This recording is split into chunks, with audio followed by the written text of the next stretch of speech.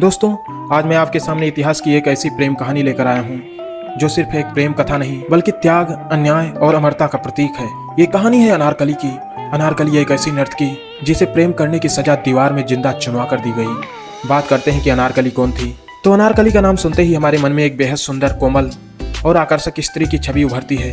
इतिहास के पन्नों में उसके बारे में बहुत कुछ लिखा गया, बहुत कुछ रहस्य बना रहा। कुछ इतिहासकार कहते हैं कि अनारकली का असली नाम नादिरा बेगम था, तो कुछ उसे सरफ-उन-निसा के नाम से जानते हैं। वो फारस मीन्स आज का ईरान से आई एक सुंदर युवती थी जो मुगल दरबार में एक तवायफ या दरबारी नर्तकी के रूप में नियुक्त की गई थी। उसकी सुंदरता, अदाएं और नृत्य देखकर बादशाह अकबर का पूरा दरबार मंत्रमुग्ध हो जाता था। उसकी त्वचा अनार के फूल की तरह दमकती थी, इसीलिए उसे प्यार से नाम मिला अनारकली, यानी अनार का फूल। अनारकली के जीवन और उसके दरबार के प्रवेश के बारे में बात करें तो कुछ इतिहासकारों के अनुसार अनारकली को फारस से अकबर की पत्नी रुकैया बेगम अपने साथ लाई थी। वह अत्यंत सुंदर, शिक्षित और नृत्य संगीत में निपुण थी। मुगल दरबार में उसका नृत्य देखकर सभी प्रभावित हो जाते थे। यहाँ तक कि राजकुमार सलीम, अकबर का पुत्र जो आगे चलकर जहांगीर के नाम से जाना जाता है, भी उसके मोह में बंध जाता है। और यहीं से शुरू होती है भारत की सबसे प्रसिद्ध और सबसे दुखद प्रेम कहानी। और अगर सलीम और अनारकली के प्रेम की कहानी के बारे में बात करें तो सलीम और अनारकली के बीच का प्रेम केवल आकर्षण नहीं था बल्कि एक गहरी आत्मीयता थी। सलीम अकबर का पुत्र अकबर के सख्त अनुशासन में पल रहा था और अनारकली उनके लिए उस दुनिया से बाहर की एक मधुर भावना बन गई थी। कहा जाता है कि जब अनारकली दरबार में नृत्य करती थी तो सलीम की नजरें उससे हटती नहीं थीं। एक बार उसने अकबर की उपस्थिति में ऐसा गीत गाया जिसके शब्दों से सलीम के प्रति उसके प्रेम की झलक थी।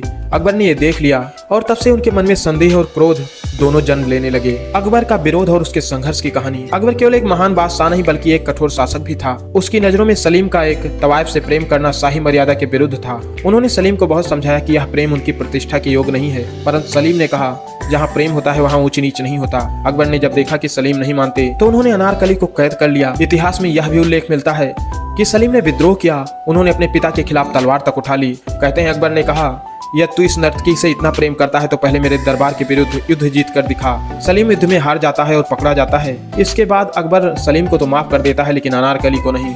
अगर अनारकली के सजा के बारे में बात करें तो कहा जाता है कि अकबर ने आदेश दिया कि अनारकली को दीवार में जिंदा चुनवा दिया जाए।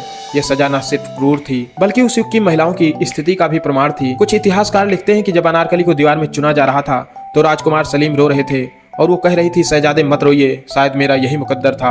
कुछ लोक कथाओं में यह भी आता है कि सलीम ने बाद में अपने पिता से अनुरोध कर अनारकली की जान बचवा ली थी और उसे गुप्त रूप से लाहौर से बाहर भेज दिया था। लेकिन सच्चाई आज भी रहस्य बनकर रह गई है। अगर अनारकली के मकबरा और उसके ऐतिहासिक प्रमाण की बात करें तो आज भी लाहौर मीन्स पाकिस्तान में एक अनारकली का मकबरा मौजूद है जो लाहौर के लॉरेंस रोड पर स्थित है। कुछ इतिहासकार मानते हैं कि यह वही स्थान है जहां अनारकली को दफनाया गया था। उस मकबरे पर आज भी एक शिलालेख लिखा है, अगर मैं जिंदा रहूं तो ये मेरी आराधना है और अगर मैं मर जाऊं तो यह मेरी कब्र है। यह शिलालेख सलीम जहांगीर द्वारा लिखवाया गया बताया जाता है। इससे यह अनुमान होता है कि सलीम ने अपने प्रेम की याद में यह मकबरा बनवाया था।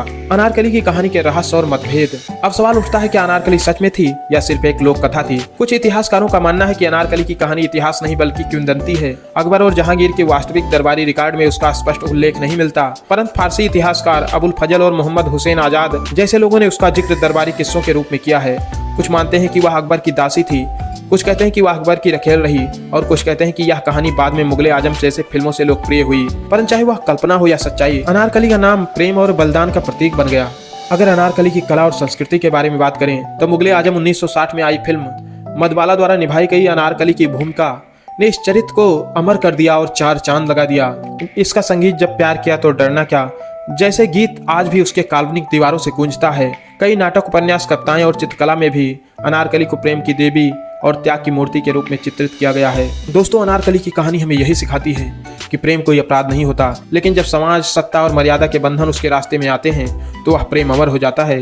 दीवारें अनारकली के शरीर को तो रोक सकी परंतु उसके प्रेम की गूंज आज भी इतिहास के पन्नों में सुनाई देती है, दिखाई देती है।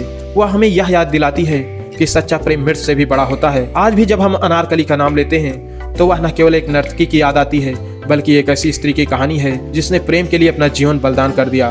Thank you. मिलते हैं नई वीडियो में।